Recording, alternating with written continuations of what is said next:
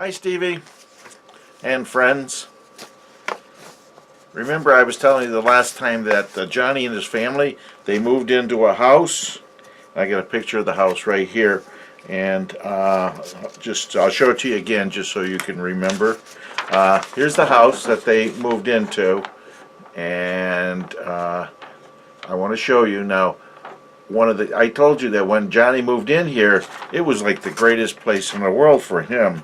One of the first things that I'll show you is this is the street where Johnny learned how to play baseball. Now this white line, it wasn't there then. It was just, and that car wasn't parked there, of course. And Johnny used to go right out on that street and play baseball with a few friends that were in the neighborhood. And that's how he learned how to catch and bat and sometimes get into trouble when the ball went someplace where it wasn't supposed to. But anyway, that's what that street looks like today, and Johnny loved that street. He had a lot of adventures in there. Now on the bottom of the street, let me show it to you. It only went one block, and see, and then right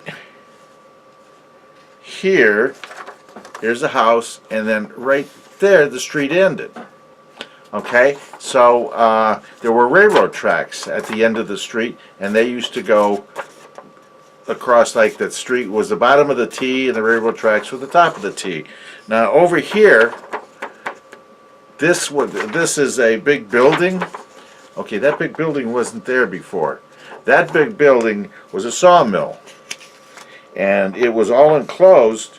But if you got inside the sawmill, which Johnny did a lot, you would see big piles of logs.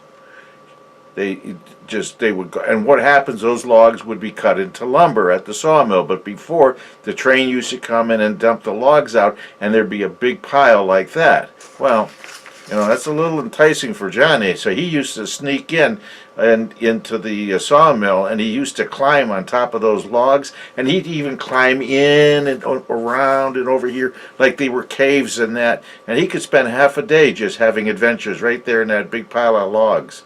One day he did get caught by the watchman. And the watchman came over and he started yelling at old Johnny, and Johnny was like getting a little afraid. And the guy came over and he grabbed Johnny's legs, but Johnny got really afraid and he started kicking him and punching him, and he got away. Now I suspect that the watchman let him get away, but he ran like son of a gun, and he ran to his secret little door that he used to, which is cut the fence to get in, and he just shot right out and he ran all the way up the railroad tracks, and he ran past Michael Street where he lived, and he went back, and there's that alleyway. Remember I told you about that alleyway in the back of the house? And he ran right down that alleyway, and he was like running like crazy and running like crazy, and he was really afraid that the man was going to call the police on him, and he wanted to hide. So he got to his house in the back, and he opened the gate very quietly, and the garage was built at that time, so he leaned up against the garage, and he was all out of breath, and he was, he can't let anybody know what happened because he almost went to jail. And so he finally all calmed down, and so he walks into the house, opens the side door, steps inside, and his mother says, "Hi, Johnny." "Hi, Mom." He takes the step and he starts walking through the kitchen. She said, "What's going on?" And he says, "Oh, nothing." And he just walked over to his bedroom, sat on his bed, and I'll never go back there again, and he never did. And let me show you something else which was kind of neat where Johnny lived. Over here, there was a swamp. So here's where all the logs were over here. This was a swamp, and Johnny used to go there almost every day. Here's a picture of the swamp. And it had a place where he could walk, but then there was a place where it was all marshy and muddy and water. There's a lot of water in there, and he used to go there every day. And what he did, he used to hunt tadpoles, which are baby frogs. See, there's a tadpole right there. He'd take a jar in there, and he would dip down and grab a tadpole, and he'd get 2 or 3 of them.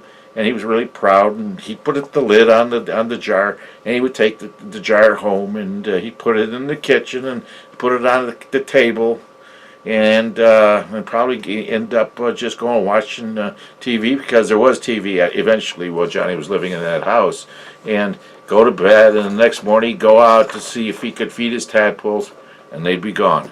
Every morning they would be gone. His mother used to tell him, there must be a tadpole thief in the area, because I don't know what happened to him. Well, first of all, let me show you what happens when a tadpole gets big. It turns into a frog. So I suspect that Johnny's mother just didn't want that tadpole getting big and turning into a frog in her house. So she would throw the jar out, throw the tadpole out. But you know what? Johnny just get another jar, go right back to the swamp, and bring back another tadpole or two. So that was, and that pretty much occupied much of his summer when he was there. Now here's where the swamp was, okay? And then over here, way over here, there were some tanks, storage tanks, and you could see them from when you were standing in the middle of the swamp. You could see them, and the storage tanks, they look like this, okay? And if you could find a flat stone and wing it, because Johnny had a pretty good arm after learning how to play baseball, but you'd throw that stone and it would spin through the air and it hit with this tank and go boing, and there were watchdogs in there. And you can see a little fence right here. Well, those watchdogs would come around from behind the tanks, and they would come running out barking like crazy, and everybody would, Johnny and his friends, they'd just all stand there and laugh, and the dogs would get all the way down to the end of the gate, and the gate was closed, and so the dogs couldn't do anything. They just bark and bark and bark and bark, and that's what entertained Johnny all summer long. Sometimes while he was living there, was winging rocks over to the tanks and driving the dogs crazy, and that was fun. He was in the swamp. He was hunting tadpoles after he came back from his cave in the log yard, and then he would just wing some rocks and hit the tank. The dogs would come running, and that was funny, and they had just a good old time all summer long. One of the other things was right here is Johnny's Street. Right here is Johnny's Street. When he used to go down to the end of the street, and then he could, here it is, go down to the end of the street and go, all this area over here, this area all over here used to be a park. It was called Greer Park. And now it looks like there's a manufacturing plant or something, and where the half of the park was, it's all grass right now. But that park had lots of stuff for Johnny to do. There were people there all summer long, usually high school kids, and they would help, they would do things, and you'd make crafts, and you'd play on the swings, and you'd play tetherball, and Johnny also played a lot of baseball. Where that building is, used to be all baseball fields, and Johnny used to go over there and play baseball over here. Now, this park had some very special activities that even you don't get to enjoy today. But Johnny loved this park, and especially for one reason.